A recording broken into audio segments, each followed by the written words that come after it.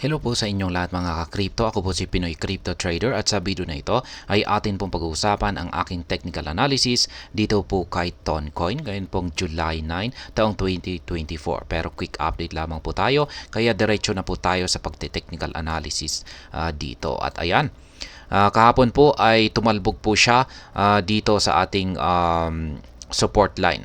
Pinalitan po natin kahapon ito ng resistance line kasi yung market price po ni Toncoin ay naglalaro dito sa ilalim nito. At kung mapapansin na rin natin ay tumagos po yung bearish candlestick niya noong July 7. Ngayon ay nakabalik po ang market price ni Toncoin dito sa ibabaw nito kaya balik po natin ito sa pagiging support line.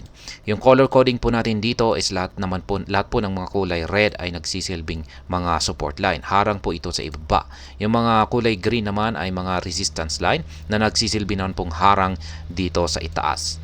Kaya ayan, nagkaroon po tayo ng pagtalbog dito sa support line natin dito kahapon. Kinumpirma po yan ng nabuong candlestick natin kahapon na medyo matigas po yung support line natin dito.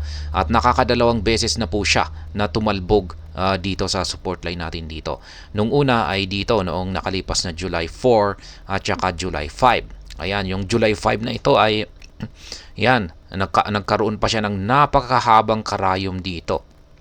Pero nagsara po yung kanyang katawan dito sa ibabaw ng support line natin dito. Nagpapakita po ito na talagang matibay ang support line natin dito sa 7.069. At ngayon, itong nakalipas naman po na July 7 at kahapon ay sinubukan po niya ulit na basagin ito. Pero bigo po siya ulit. Kaya ayan, napakatibay po ng support line natin na ito. Ngunit, yung ating house hindi po ibig sabihin na dito na siya maaring makarecover. Kasi wala pa pong ipinapakita yung signal natin dito na bullish ang na wala pong ipinapakita yung dalawang indicators natin dito na nabubuong bullish na signal.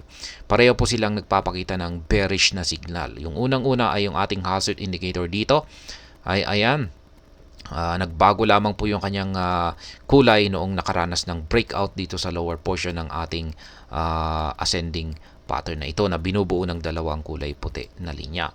Yan, isa po itong bearish breakout na nagsasabing babagsak ang market price ni Toncoin. Yun nga lang at nagagawang pigilan po ng support line natin dito na 7.069 ang kanyang pagbagsak.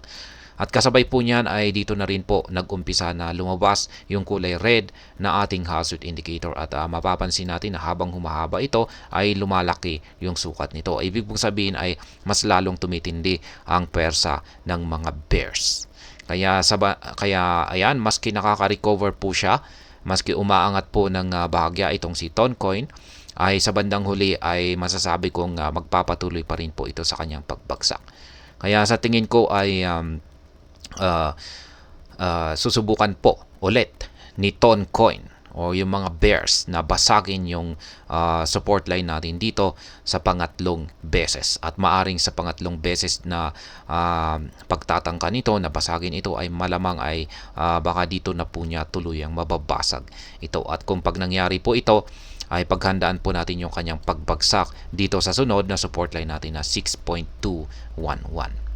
Kaya ayan, yung ating QQE mode indicator naman po rito ay ayan na po. May lumabas na po na tatlo na mga kulay red na QQE bars natin dito. Kulay red po siya, sang-ayon po siya dito sa ating Halswit indicator na bearish ang kalagayan ni Toncoin. At kung nagpatuloy po sa paglaki ang sukat nito ay ayan po, mataas po ang posibilidad na dito na po tuluyang mababasag yung matigas na support line natin dito sa 7.069. Kaya ayan, yan po yung aking analysis dito kay Toncoin. At yan naman po yung aking mga live spot trading positions dito po kay Toncoin. Meron po akong dalawa na mga sell pending orders or take profit dito sa itaas na nakatapat sa mga resistance line natin dito. At meron naman po akong tatlo na mga buy pending orders na nakatapat naman po sa mga support line natin dito. Maaari po ninyong kopyahin yan or tularan yan para sabay-sabay po tayong nagti-take profit at kapag umaangat ang market price ni Toncoin at sabay-sabay na rin po tayong nag-accumulate sa kada pagpagsak nito. Sa mga bago lamang po rito ay check na lamang po ninyo ang description ng video na ito para malaman kung anong platform at mga indicators ang ginagamit ko dito. At hanggang dito na lamang po tayo sa video na ito mga ka-crypto. Marami pong salamat sa panonood. Ingat po tayo lagi at God bless po sa ating lahat.